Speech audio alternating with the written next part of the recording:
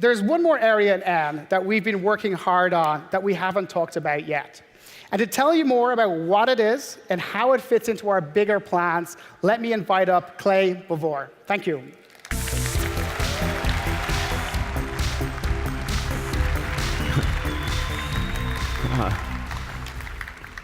Thank you, Dave. I'm Clay Bavor, and I lead the virtual reality team at Google. And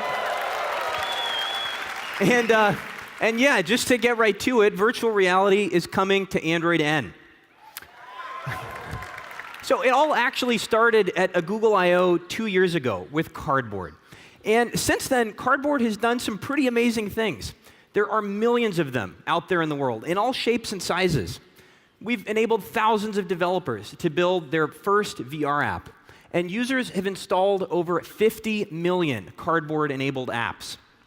We think that's pretty good for what is, after all, just a piece of cardboard.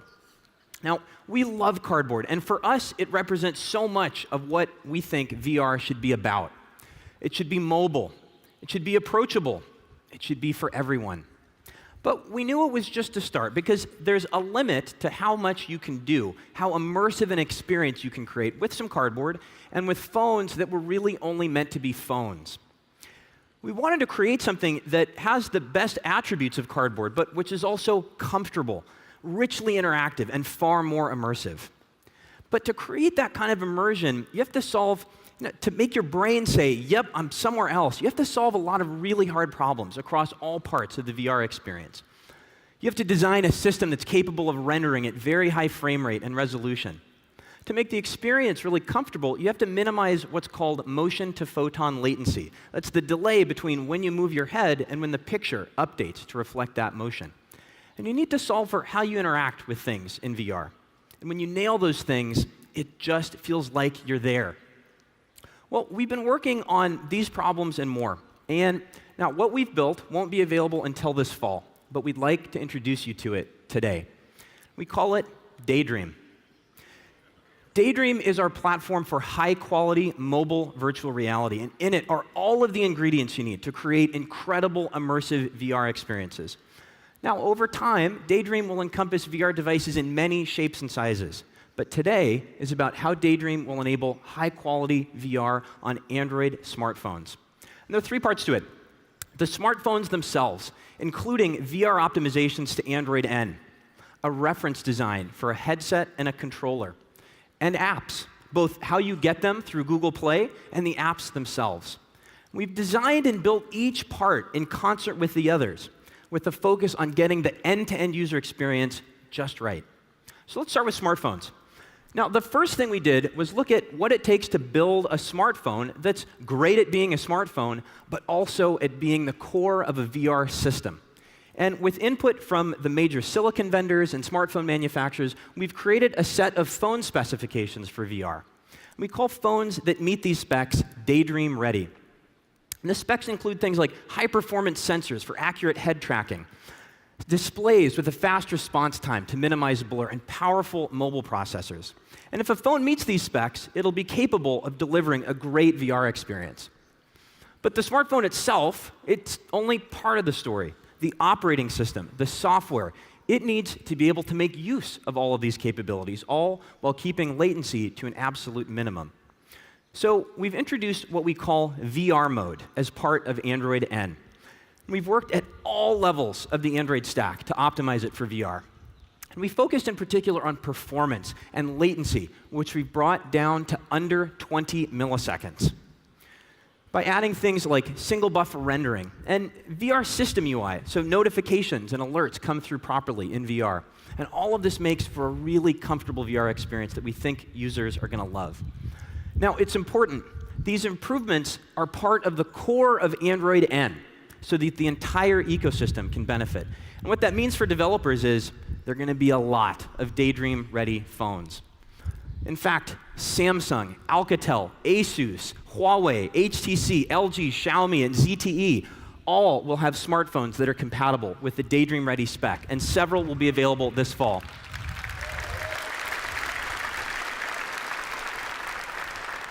So that's phones with Daydream-ready phone specs and the VR optimizations as part of Android N. Let's turn to headsets. Now, this is obvious, but a VR headset, it's something that you wear on your head. And because it's something that you wear, there's so many things you need to get just right. It has to have great optics, it has to be comfortable. The materials need to feel good, and it needs to be really easy to put on and take off. We've taken what we've learned in all of these areas, and we've created a reference design for headsets that will work seamlessly with Daydream-ready phones. We're sharing this design with partners across the ecosystem, and there will be several of them coming to market with the first available this fall. Now, when it comes to VR, everyone thinks about headsets, but the controller, how you interact with VR, it's just as important. And we wanted to create a controller that's optimized for VR, that's both powerful and intuitive. And so we've been working on a controller for Daydream. It looks like this. And if we actually zoom in a little bit, you can see the controller itself, it's very simple. There are a few buttons and a clickable touchpad so you can scroll and swipe. But hidden inside the controller is the magic. We've built in orientation sensors so it knows where it's pointing, how it's turning. You can do some pretty awesome things with it. Let's have a look.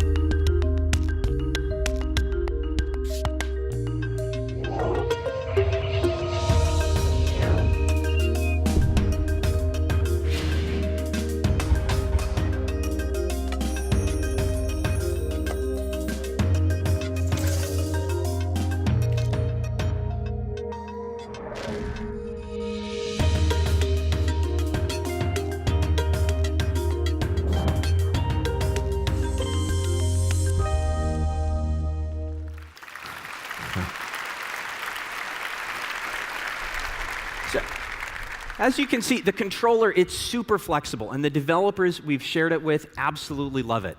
Now, the controller, too, will be part of the reference design that we're sharing with partners, with the first available this fall. Okay, so we've talked about smartphones and operating systems, headsets and controllers, but ultimately, that's not what VR is about. It's about what you can experience. So let's turn to apps, what you can do in VR. Now first, if you're a developer, you know that there's a lot upstream from someone using your app or playing your game. Users have to find it in a store, buy it, install it, launch it. Well, this will all work seamlessly in Daydream. And that's because we've built Google Play for VR. Users will be able to browse and search and buy and install VR apps in VR. And once you've installed an app, you can keep coming back to it from what we call Daydream Home, which gives you access to all of your favorite games and apps. Let's actually talk about some of those apps, the things you can do, and the places you can go. Our partners like the New York Times and the Wall Street Journal and CNN are bringing their VR apps to Daydream, so you'll be able to experience the world's news like you're actually there. And Hulu, Netflix, HBO, even IMAX are bringing their libraries to Daydream, so you'll be able to watch shows and movies in a virtual cinema or an immersive 3D film in a virtual IMAX theater. Here's a shot from just one of the dozens of IMAX films that will be available. And you know, I don't know about you, but I am pretty fired up about hanging out with astronauts in VR. So something else that's going to be awesome in Daydream is games. We've been working with the likes of Ubisoft and CCP, NetEase, and Electronic Arts. And these amazing developers are creating games that take advantage of all that we've talked about. And there are some really neat things in the works. We've also been working on some of our own apps. Google Play Movies is coming to Daydream, complete with high-definition DRM video support. That means you'll be able to watch movies and TV shows from Play, but in a virtual movie theater. Street View is coming to Daydream, so you'll be able to walk the streets of the world, without having to fly around the world. And Google Photos will support VR photos, so you can step inside and relive favorite moments. And there's one more, YouTube. We've rebuilt YouTube from the ground up for VR. In it is voice search, discovery, your favorite playlist, again, all in VR. And we've added spatial audio, improved VR video streaming, so you'll be able to step inside the world's largest collection of VR videos and experience places and concerts and events like you're actually there. And by the way, you'll also be able to watch every single standard video currently on YouTube, but in a very different way. And we think people are going to love it. So that's Daydream, our platform for high-quality mobile virtual reality. Daydream-ready smartphones with VR optimizations as part of Android N, a comfortable headset, and a powerful, intuitive controller, and some amazing apps and experiences. All designed in concert and open and at the scale of Android. Now, Daydream arrives this fall, but you can get started developing for it today with the latest Android developer preview. And we'll go into that and more tomorrow here at 9 a.m. So that's it for VR and Android. To tell you about wearables in Android, I'd like to turn it over to David Singleton. Thanks.